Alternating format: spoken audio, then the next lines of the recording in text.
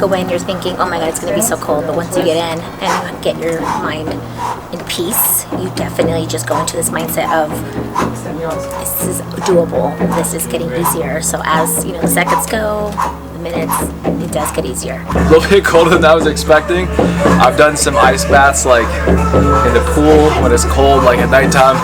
That was definitely colder than that. But once I got the breath under control, the time went by really fast. Felt really good once you got the breathing under control, kind of like he was talking about. And then getting out afterwards and moving, that felt really good. So, great experience. Michael definitely taught us all the skills today to have a great experience with the ice bath. That was probably the coldest one I've ever taken. Started panicking there for a moment, but got the breathing under control, and it was really good.